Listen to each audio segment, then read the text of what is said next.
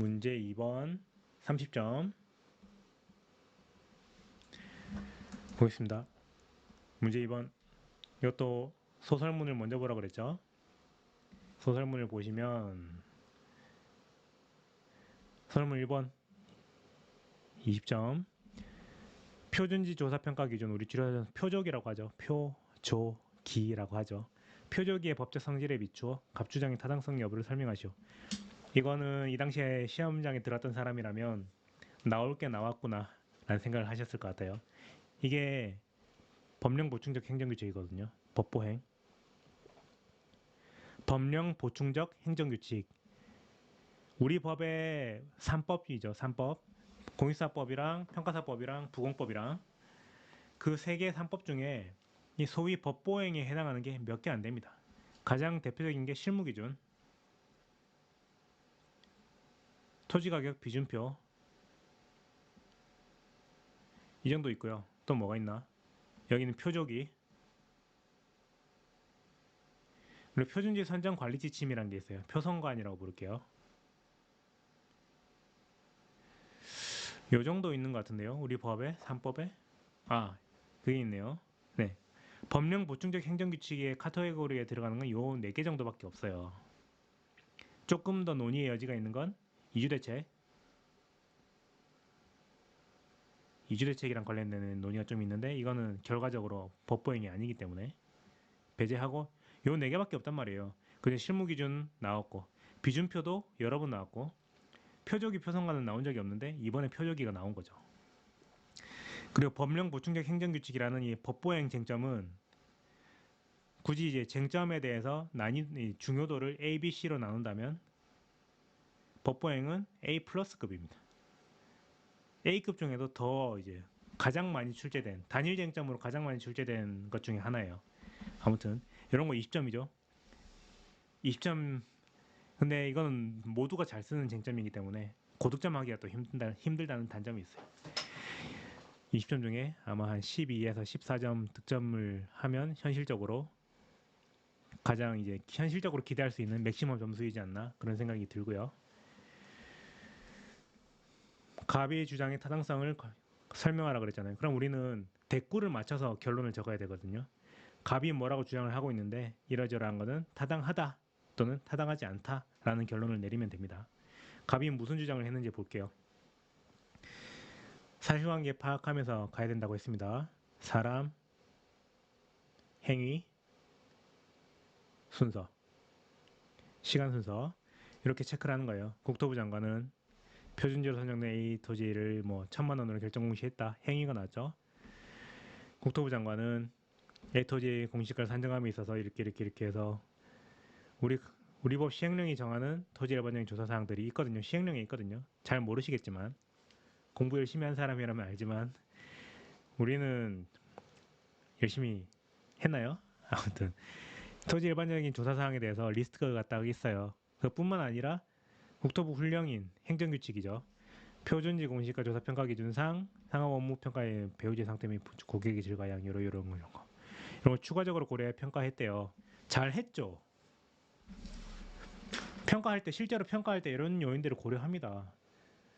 표준지 공시지가 업무뿐만 아니라 일반적인 평가를 할 때도 배우지의 상태, 고객의 질과 양 이런 걸 고려한단 말이에요. 특히 상업 업무 용지일 때 너무나 잘 했는데 갑이 태클을 걸었네요. 갑은 상업용지인 비토지를 소유하고 있다. X시장은 국토부 장관이 나왔고 장관 X 갑이 나왔고 X시장이 나왔습니다. 세 사람이 등장했어요. 항상 체크하면서 보시고요. A 토지를 비교 편지로 선정하여 B 토지에 대한 개별 공시가를 개공이 나왔네. 개공 결정 공시했어요. 이를 갑에게 갑은 소유자에게 통지하였다. 자, 지금 제가 행위를 어떤 행위에 대해서 세모를 치고 있잖아요. 어떤 행위에 대해서 세모를 치고 있냐면 일단 처분에 해당하는 개공 결정 공시 체크해야 되고요. 통지했다 체크해야 됩니다. 우리는 지금 처분을 잡아내기 위해서 이걸 하는 게 아니고요. 사실관계를 파악하기 위해서 하는 거예요. 이해하셨나요? 통지는 처분이 아니에요. 하지만 행위죠. 사실관계를 구성하는 행위란 말이에요. 이런 거 체크해야 됩니다. X시장은 갑에게 개별 공시지가를 결정했다. 그리고 갑이 가지고 있는 B토지는 표준지도 아니죠. 표준지는 A토지잖아요. 아무튼 갑은 표준지 A토지 인근에 있는 토지를 소유하고 있나 봐요. 갑은 토지 소유자는 장관이 A토지의 표준 공시가를 단순히 이렇게 내부적인 효력을 가지는 훈령 형식의 표조기가 정하는 바에 따라 평가함으로써 결과적으로 이제 직접 규정하지 않은 법령이 직접 규정하지 않는 사항을 표준지 공시가 평가의 고려사항으로 삼은 것은 위법하다라고 주장하고 있다. 갑은 어디서 어설프게 법을 좀 공부하신 분 같은데 결과적으로 갑이 뭔가 마음에 안 들죠. 제 마음에도 안 듭니다. 아무튼 예시답안을 바로 한번 볼까요? 목차 보지 말고 이거 그냥 보겠습니다. 일단 행위의 위법성을 판단하는 문제죠. 갑이 지금 표준지 공시가가 결정 공시가 된 게 잘못됐다, 위법하다라고 주장을 하고 있는데 그 위법성을 판단을 해야 되는데요. 규정의 대적 구속력 여부가 핵심 쟁점이고 법보행이었죠. 법보행. 너무나 유명한 쟁점이기 때문에 고득점하기 어렵습니다. 고득점을 하려면 풍부한 사안 포섭이 가능해야 돼요. 기본적인 건 다들 잘하기 때문에.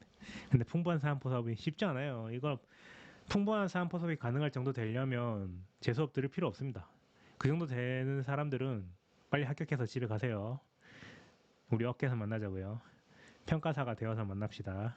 근데 우리는 아직 그 정도 안 되기 때문에 제가 처음에 서두에서 위법성 판단 유형은 고득점하기 어렵다 그랬잖아요. 초짜들은 이런 거에 너무 많은 에너지를 일단은 A급, S급, A 플러스급에 해당할 때는 법보행이기 때문에 열심히 공부를 했겠지만 가급적이면 힘을 빼야 한다. 네. 초짜들은 그렇게 해야 된다는 거예요. 근데 우리는 열심히 합시다. 평소에 미리 열심히 해놓읍시다. 여기까지 하고 목차는 법보행에 대해서 일반적인 이야기를 적어주고요. 여기서는 학설 적어줍니다. 법보행은 A 플러스급이니까 A 플러스급.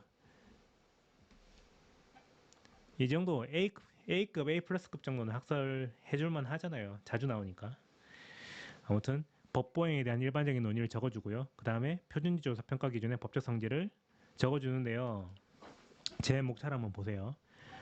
이것도 저희 정태상 아카데미 법규로 합격 수강생 분들께서는 제가 이거 무조건 하기를 권장드리는 목차거든요. 법보행은 자주 나온다 그랬잖아요. 훈련하면 되거든요. 무슨 말이냐면요. 판례에서요. 법보행은 상위 법령의 위임이 있고 그리고 그 위임이 이제 예를 들면 무슨 법에서 우리 표준조사 평가 기준 표조기 같은 경우에는 부공법에 있단 말이에요. 부공법에서 위임을 했어요. 표준지 조사 평가 업무를 할 때 쓰라라고 위임을 했단 말이에요. 위임의 범위가 딱 한정돼 있어요. 표준지 공시 업무를 할 때. 그리고 표준지 공시 업무 할 때 이외에는 이거는 아무것도 아니다. 라는 투로 그런 식으로 위임을 했단 말이에요. 위임을 했고 위임의 범위도 명확하게 주어졌어요. 근데 우리 판례는 뭐라고 했냐면 이거는 일단 형식이 행정규칙이잖아요. 훈령이니까 행정규칙의 형식을 가지고 있다 하더라도 상위법령에서 위임이 있었고 그 위임의 범위를 벗어나지 않았다면 그 위임의 범위 안에서는 상위법령과 결합하여 마치 그 법령의 일부분인 것처럼 기능한다.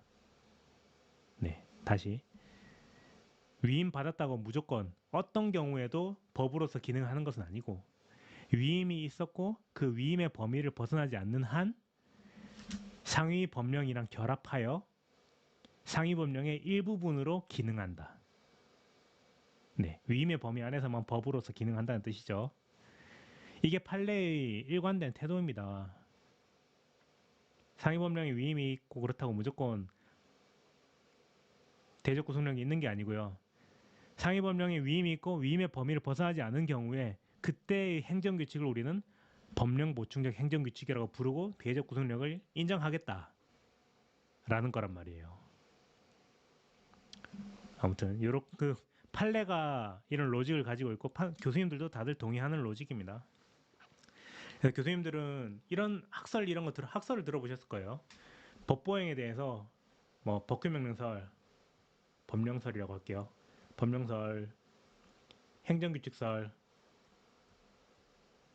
뭐 몇 개 더 있죠.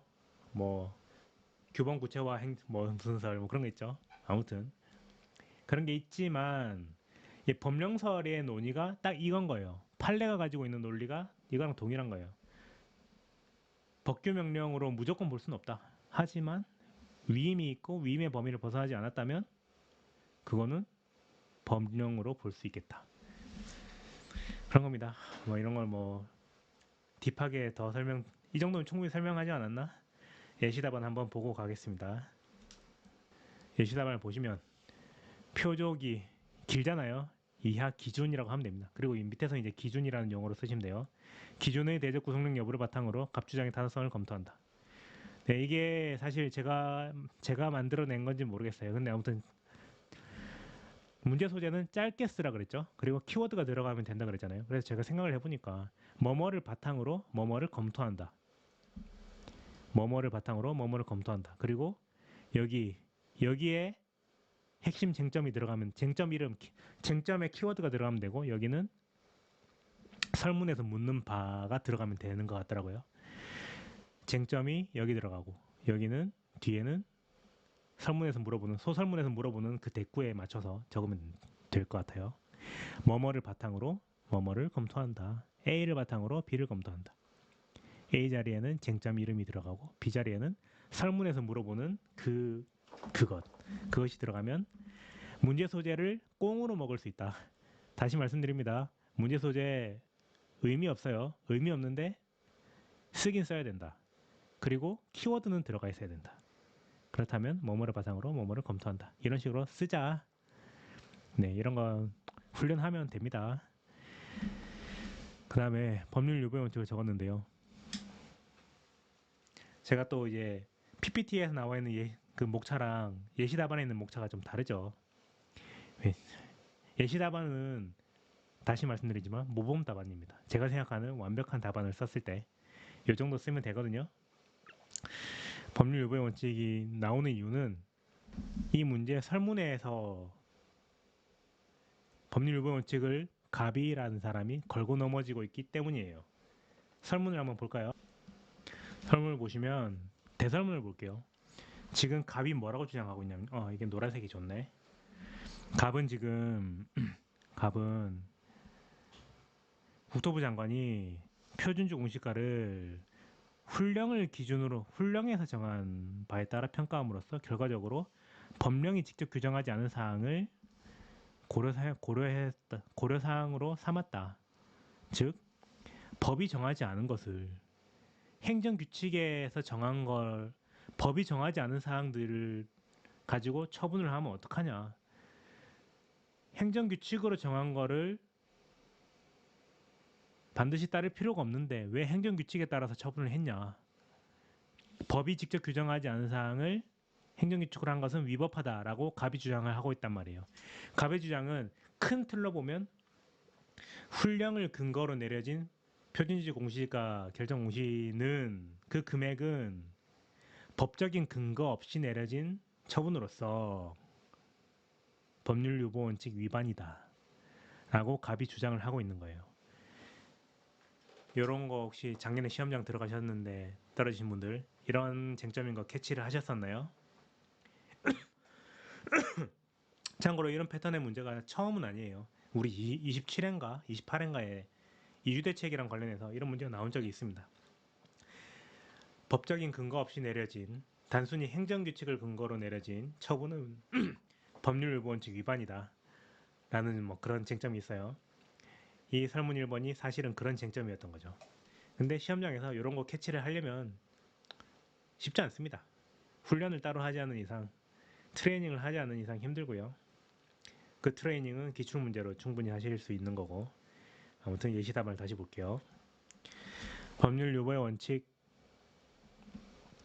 아시죠? 뭐 이런 거 일반적인 건 논의 안 하겠습니다. 읽어보시면 이 사안의 적용 이게 연결고리가 되는 거예요. 한번 읽어보고 넘어가세요.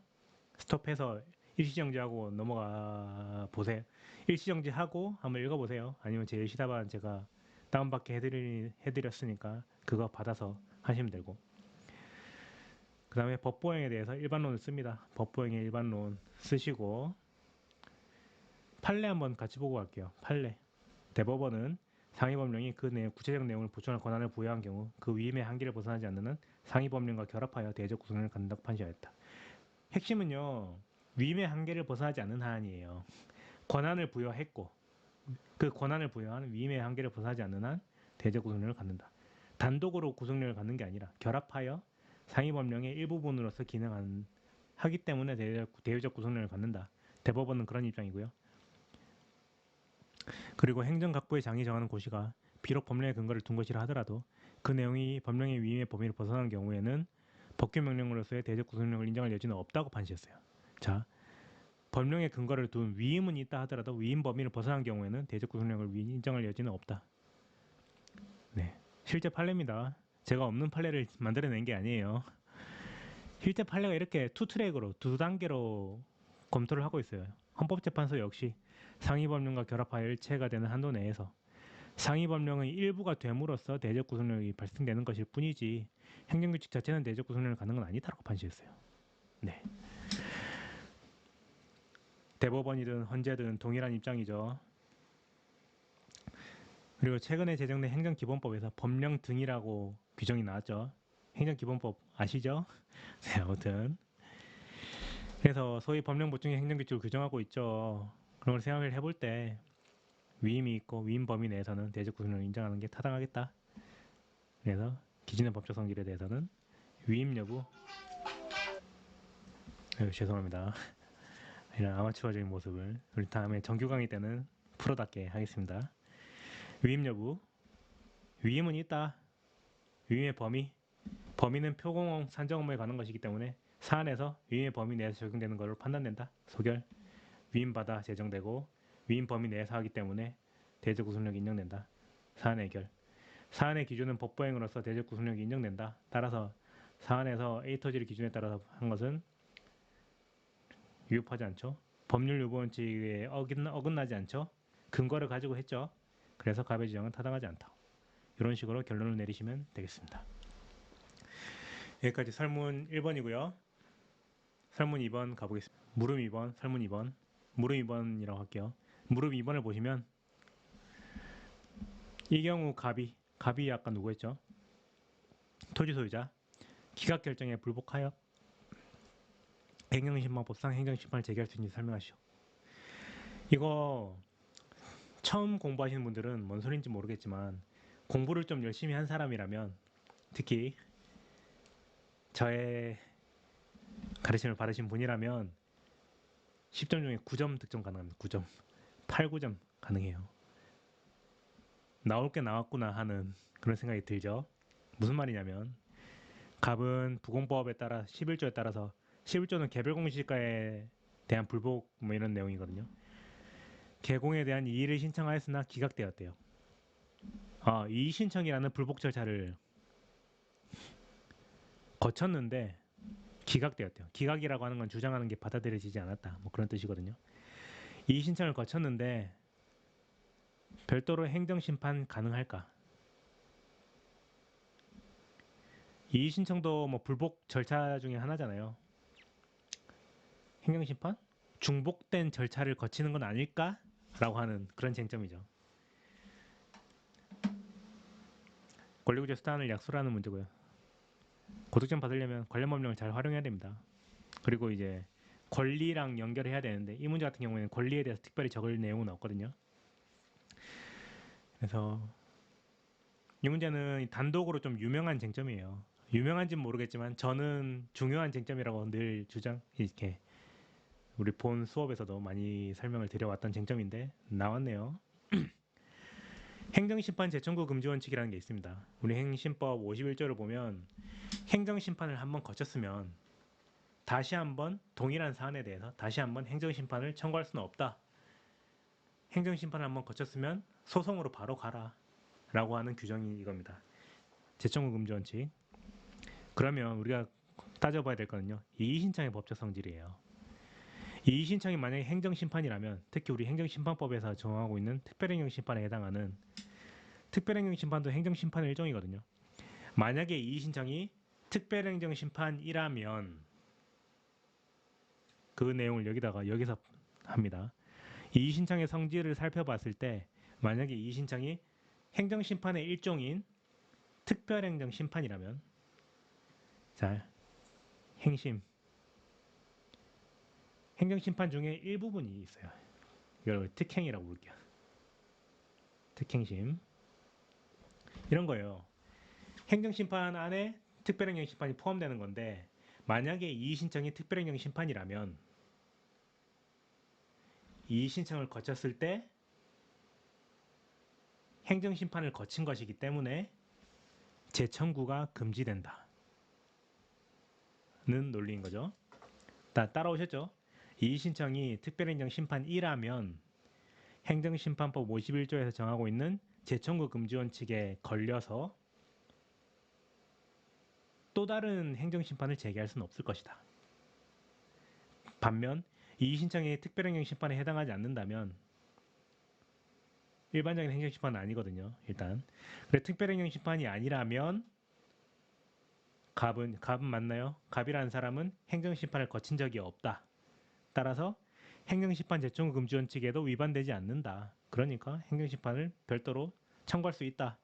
뭐 그런 논리입니다. 이해되시죠? 예시답안을 한번 볼게요. 예시답안, 뭐뭐를 바탕으로 뭐뭐를 검토한다. 네, 날로 먹는 겁니다. 이렇게 문제 소재는 이의신청의 법적 성질을 바탕으로 심판법상 행정심판을 제기할 수 있는 검토한다. 네, A를 바탕으로 B를 검토한다. 이 B 자리에는 이런 게 들어가는 거예요. 설문에서 묻는 땅 대꾸 그대로 넣으면 됩니다. 심판법 51조 이 법에 따르면 심판 청구에 대한 제기를 있으면 다시 한번 행정심판을 청구할 수 없다. 그리고 이의신청의 법적 성질에서 특별행정심판이라는 거 있죠. 행정심판법 4조 1항에 있습니다. 특별행정심판이란 사안의 전문성과 특성을 살리기 위하여 특히 필요한 경우 다른 법률로 정한 행정심판을 가름하는, 가름이라고 하는 건 대체한다는 뜻이죠. 다시 특별행정심판이란 사안의 전문성 특성을 살리기 위하여 특히 필요한 경우에 다른 법률에서 정해놓은 행정심판을 대체하는 불복수단을 말한다. 가장 대표적인 게 우리 공익사법, 토지보상법 83조 이의신청이 여기에 해당합니다. 토지의 수용과 보상이라는 전문 영역이잖아요. 일반적인 행정심판위원회 뭐 그런 사람들 잘 몰라요. 그러니까 공익사법 83조에서는 중앙토지수용위원회라는 가장 학식과 경험과 이런 걸 두루 갖추고 있는 전문가 집단에게, 야, 일반 행정심판위원회는 이런 거 할 줄 모르니까 니네가 좀, 전문가 집단인 니네가 전문성 특성을 살리기 위해서 니네가 행정심판 좀 해라 라고 83조에 정해놨단 말이죠. 그 정도 되면 특별행정심판으로 볼 수가 있는 것인데, 우리 부공법 11조에 있는 이의신청이 그 정도 클래스인가? 라고 살펴봤더니 아니다가 결론이에요. 이의신청의 법적 성질을 살펴봤더니 학사및 판례에서 아니다. 검토? 아니다. 특별행정심판으로 볼 수 없다. 따라서 강학상 이의신청으로 몸이 타당하다. 이 강학상이라고 하는 거는 약간 뭐 아카데믹하게 학문적으로 뭐 그런 의미예요. 단순 다시 이제 어려운 이야기지만 교수님들이 두루 쓰는 표현이기 때문에 넣어놓은 것이긴 하고요. 완전 초심자라면 강학상 이의신청 이꼴 단순 민원 제기 절차. 단순 민원 제기에 불과한 것이다 정도로 이해하시면 되겠어요. 강학상 이의신청은 단순 민원 제기에 불과한 것. 이렇게 생각하시면 되겠습니다. 따라서 갑이 제기한 이의신청은 강학상 이의신청으로서 그에 대한 기하결정은 행정심판에 대한 재결이 아니다. 또 초심자분들은 갑자기 재결이 나오니까 우리 토지 수용 재결 뭐 이런 게 떠오르면서 어려울 수 있는데 아닙니다. 그 재결이랑 다른 거예요. 다음에 설명드릴 일이 있겠죠. 따라서 행정심판법 51조에 따른 행정심판 제청금지원 측에 적용될 여지가 없다. 갑은 기각 결정에 불복하여 행정심판을 제기할 수 있다. 이런 식으로 답안을 작성하시면 되겠습니다. 문제 3번으로 가볼게요. 네, 문제 3번 가보겠습니다. 문제 3번은 설문이 나눠져 있지 않고 딱 하나의 대설문으로 구성이 되어 있네요. 바로 볼게요. 제일 마지막 문장. 갑에 대한 감정평가사 자격 취소 처분이 있었네. 갑이 평가사였는데 자격이 취소됐나 봐요. 어지간해서는 취소가 안 되는데 아무튼 그런 처분이 적법한지 설명하시오. 앞에서부터 보겠습니다. 갑은 사람, 행위, 순서 이렇게 세 개 체크하면서 보라 그랬어요. 갑은 A 법인도 이 사람이죠. A 법인에 형식적으로만 적을 두었을 뿐 A 법인에서 평가 업무를 하지 않았고 법인의 운영에도 관여하지 않았고 이에 대해 국토부 장관은 사람이죠. 갑, 장관, A 법인 이렇게 지금까지 3명이 등장했습니다. 감정평가관리징계위원회 의결에 따라 의결이라는 것도 하나의 처분은 아니지만 행위입니다. 관리징계위원회도 하나의 사람이죠. 위원회 진례 관리징계위원회 의결에 따라서 사전통지도 했고 자격취소 처분을 했다. 누가? 장관이. 처분 사유는 이런 경우 우리는 명의대여라고 합니다. 명의대여.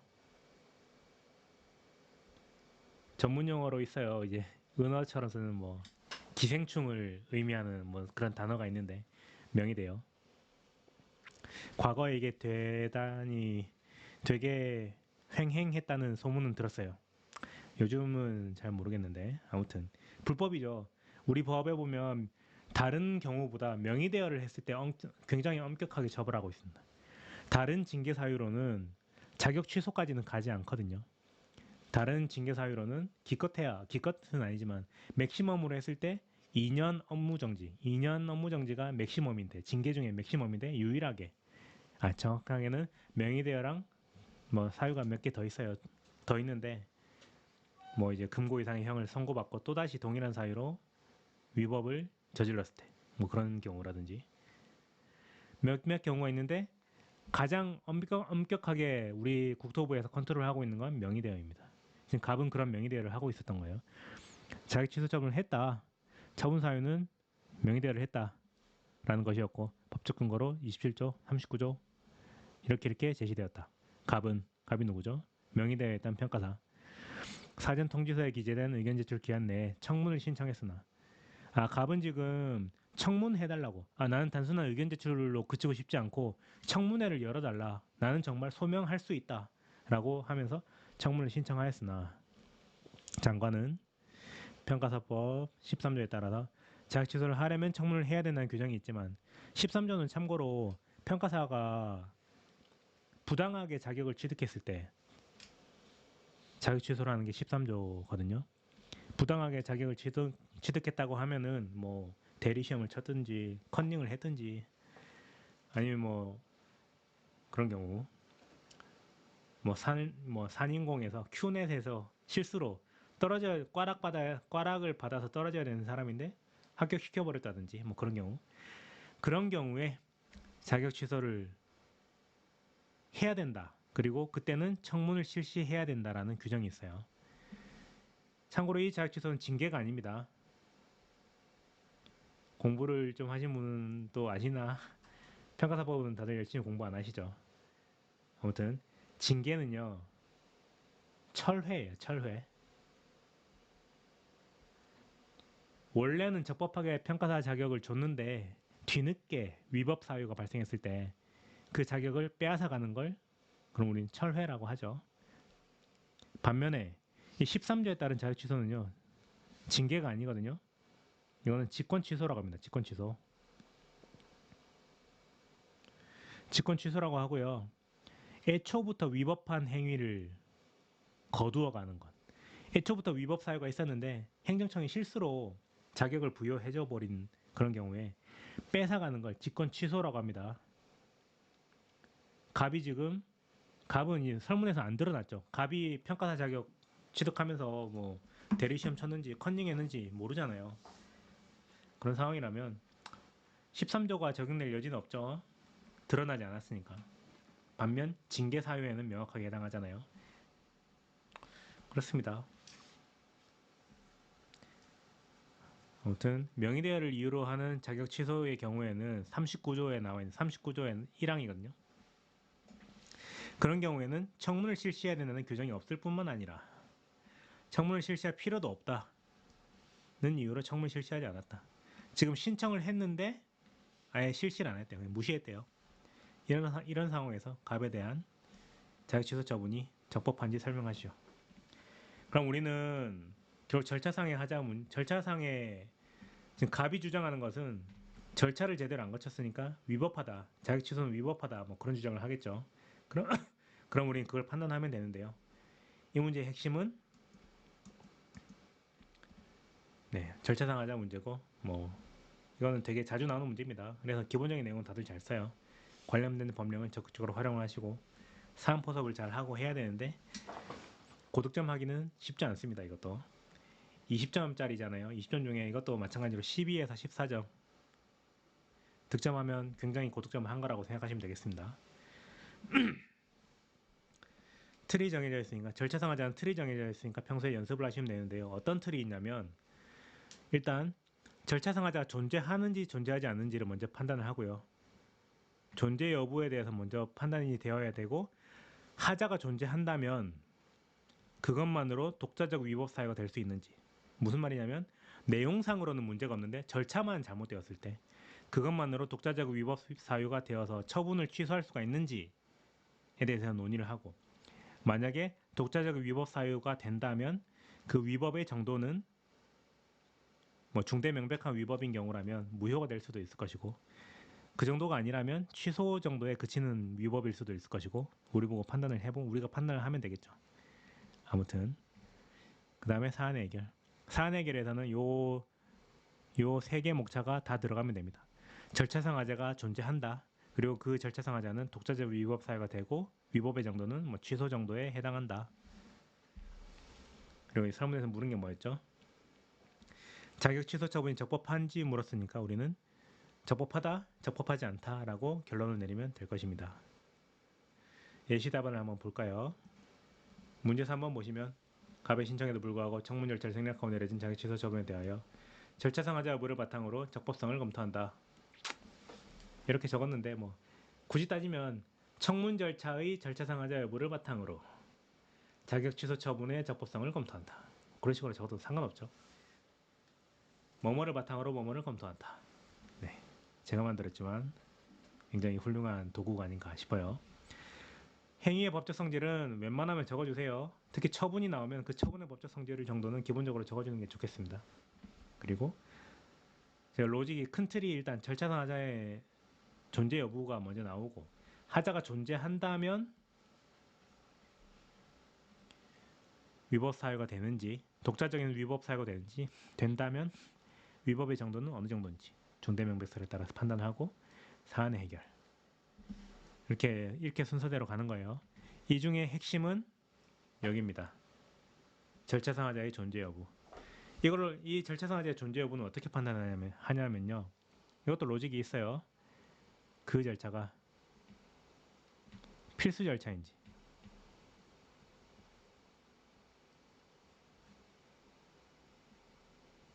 제일 먼저 해당 절차가 필수적인 절차인지를 따지고요. 이 사안의 경우 그 절차가 필수적인 절차인지를 따지려면요. 1.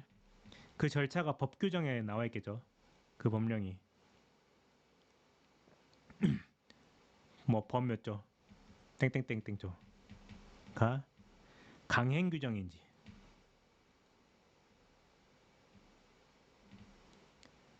를 적어주고 그 다음에 이 사안의 경우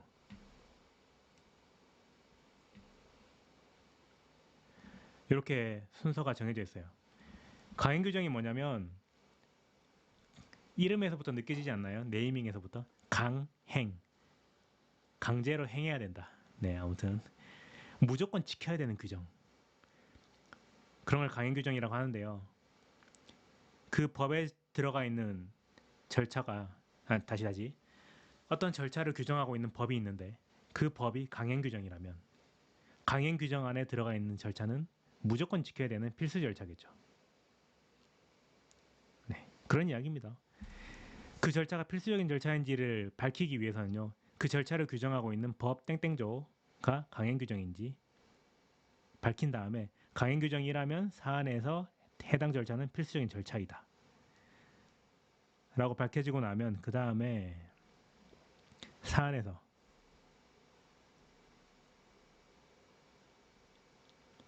적용을 하는 거예요. 사실관계를 뒤져보니까 여기서는 그 필수 절차를 거치지 않았네, 또는 필수 절차를 거쳤네 라는 판단을 사안에 적용해서 하는 거죠. 그 사안에 적용해서 그런 내용을 적었습니다. 참고로 이 문제 같은 경우에는요, 절차상 하자 문제 중에서 조금 어려운 문제였어요. 왜냐하면 청문 절차라는 거는 우리 시험에 그렇게 자주 나온 적이 없거든요. 청문 절차를 규정하고 있는 게 두 군데 있습니다. 우리 감정평가법 45조에 있고요. 행정절차법 22조 1항에도 있습니다. 근데 이제 특례 규정이라는 이야기를 적었잖아요. 특례 규정이라고 하는 거는요, 말 그대로 특례입니다. 우리 행정절차법이라는 행정절차와 관련된 일반법이 존재하는데 만약에 평가사법 45조가 특례 규정이라면 일반법인 행정절차법은 적용이 안 된다. 행정절차법의 적용은 배제되고 평가사법 45조만이 유일하게 적용되는 청문 절차와 관련해서 적용되는 법 규정이 될 것이다. 따라서 지금 이 갑의 경우에는요, 평가사법에 따라서는 청문을 할 필요도 없는 상황이에요. 청문을 요구할 수도 없는 상황이란 말이에요. 근데 반면에 행정절차법에 따르면 당사자가 필요하다고 해서 신청을 하면 행정청이 청문을 거쳐야 되거든요. 신청이 있을 때는 청문을 거쳐야 된단 말이에요. 네, 그렇기 때문에 우리는 평가사법 45조가 특례 규정이냐 아니냐에 따라서 로직이 달라지게 됩니다. 쭉 읽어보시면 알 거예요. 제가 적어놨죠. 반면 특례 규정이 아니라면 행정절차법상 절차들 역시 준수되어야 한다. 평가사법에 있는 절차도 준수되어야 하지만 그것 못지않게 일반 법인 행정절차법에 있는 절차 역시 준수되어야 한다. 따라서 사안에서 청문 절차의 생략은 절차상 하자에 해당되게 된다 라고 밑밥을 깔아놓고 그 다음에 따라서 사안에서는 양 규정의 관계를 바탕으로 절차상 하자 여부를 검토한다. 참고로 지금 약간 문제 소재랑 전체 틀이 비슷하죠. 자, 이제 확실히 알려드리면 로마자 목차 안에서 이렇게 시작하는, 로마자 목차 안에서 시작할 때는 문제점이라고 적습니다. 이건 제가 만든 게 아니고 교수님들이 이렇게 쓰시더라고요. 큰 목차 안에서 세부 목차로 할 때는 문제점이라고 논점 정리를 하시고요. 그게 아니라 설문 전체를 두고 논점을 제시할 때는 문제 소재라고 하시더라고요, 교수님들이. 네, 받아들이세요. 이런 거는 그렇게 하고, 양 규정의 관계를 바탕으로 하겠다고 했잖아요. 행정절차법상의 청무 규정이 있고 평가사법에 청무 규정이 있고 양 규정의 관계를 따져봤더니 특별히 특례 규정으로 볼 수는 없다. 따라서 행정절차법상의 절차를 배제하는 것은 타당하지 않다. 이렇게 하시고 사안의 적용. 45조가 특례 규정이 아니고 절차법이랑 충돌하는 것도 아니기 때문에 절차법의 청문 사유에 해당한다면 청문 절차는 필수적인 절차로 봄이 타당하다. 근데 사안에서는 네, 이렇게 해서 침입적 처분의 절차상 하자에 해당한다. 사안에서는 이렇게 해서 청문을 실시해야 되는 사유임에도 불구하고 하지 않은 것은 절차상 하자에 해당한다. 여기까지 길었지만 절차상 하자인지 아닌지에 대한 이야기였습니다. 존재 여부에 대한 논의였고요. 그 다음에 독자적 위법 사회성, 위법의 정도, 사안 해결. 쭉 읽어보시면 알 것 같습니다. 더 설명할 필요는 없을 것 같고, 참고로 요거는 더 이상 오늘날에는 논의가 없어요. 절차상 하자만으로 독자적 위법 사유가 된다는 거에 대해서 아무도 현존하는 모든 교수님들, 모든 판례 그 누구도 이걸 부정하지 않습니다. 이런 경우에는 학살 판례 그런 거 적어주는 게 실익이 없어요. 물론 이게 만약 배점에 40점 나왔다. 그런 경우에는 풀어서 적어줘야 되겠지만 그런 게 아니라면 과거 견해 대립이 있었으나 오늘날의 일반적인 견해와 판례는 독자적 위법성을 인정하고 있다. 이 정도로 처리하고 넘어가면 돼요. 아무튼 이렇게 넘어가시면 되겠습니다. 여기까지 문제 3번이었어요. 문제 4번으로 가보겠습니다. 문제 4번 약수라는 문제죠. 손해배상 책임의 성립 요건에 관하여 설명하시오 라는 문제입니다. 근데 정말 성립 요건만 딱 적으면 끝일까? 제가 아까 설명드렸죠? 아니라고. 관련되는 게 더 있습니다. 당장 책임은 의무잖아요. 그 의무의 법적 성질에 대해서 적어줘야 돼요. 그리고 의의도 기본적으로 법에 나와 있는 의의도 기본적으로 적어주고 성질, 이건 법적 성질을 적어줘야 된다. 법적 성질. 예시답안 약술 문제 고득점 받으려면 법적 성질 안 물어도 적고 시작해야 된다. 우리는 약술을 위한 훈련을 별도로 해야 된다. 왜냐하면 약술 문제가 노다지니까. 고득점이 쉬우니까. 목차 손해배상 책임의 의의 및 법적 성질 적고 성립 요건을 적습니다. 설문에서 물어가는 요건을 설명하라고 했지만 찰떡같이 의의와 법적 성질을 적어주는 게 고득점을 할 수 있는 포인트예요. 그리고 히든 포인트가 있습니다. 민법상 손해배상 책임과의 관계. 민법 750조. 저도 알고 있습니다. 민법 이야기 꺼내고 헌법 이야기 꺼내면 경기를 일으키시는 분들 계시죠. 저도 옛날에 공부할 때 그랬던 것 같아요. 우리 시험 범위도 아닌데 왜 민법을 예전에 제가 행시 공부 처음 할 때 왜 민법을 자꾸 가지고 오냐. 행정법 과목에 왜 헌법을 가지고 오고 왜 민법을 가지고 오냐 라는 불만을 가졌던 적이 있는데요. 제가 분석을 해보니까 그걸 적어야 고득점을 할 수 있어요. 다시 왜 민법 750조 이야기를 꺼내냐. 그걸 적어야 우리가 고득점을 하고 우리의 답안의 클래스가 올라갈 수 있기 때문에. 네. 그리고 요정점 보신 적 있죠?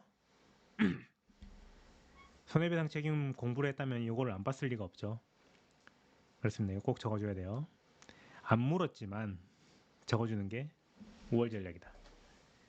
왜냐면 이거는 법적 성질이랑 연결이 되는 거거든요. 그렇습니다. 예시답안을 보고 끝낼게요. 예시답안 의, 법적 성질, 성립 요건 하나씩 쪼개서 적어주고 750조와의 관계 이렇게 구성을 했습니다. 근데 사실 이거 같은 경우에는 의의가 곧 요건이거든요. 의의를 찢어놓은 게 요건이에요. 법인 등이 평가를 하면서 고의 또는 과실로 부당한 감정평가, 손해, 인과관계 이걸 합하면 의의가 됩니다. 우리 법에 나와 있는 의의가 되는데 만약에 이 문제에서 성립 요건을 묻지 않고 다른 걸 물었다면 저 같으면 의의 및 요건이라고 목차를 잡고요. 넘버링을 했을 거예요. 1, 2, 3, 뭐 이렇게 4, 뭐 이런 식으로. 근데 설문에서 성립 요건을 물었기 때문에 큰 목차로 따로 빼고 넘버링을 안 하고 이렇게 했습니다. 이런 것도 요령이죠. 약술 문제를 푸는 요령이죠. 이런 것들은 따로 연습을 좀 해야 됩니다. 그리고 히든 포인트 이런 거 적어주는 거. 네, 이렇게 하면 33회 문제 4번까지 다 살펴봤네요. 네, 제가 지금 아직 기출문제 해설 강의를 정식으로 런칭을 한 건 아니라서 조금 진행상에 버벅거림이 있었지만 양해 부탁드리고 정식 강의를 하게 될 때는 조금 더 높은 퀄리티의 강의로 이렇게 강의를 제공하겠습니다. 네, 33회 해설은 여기까지 할게요. 수고하셨습니다.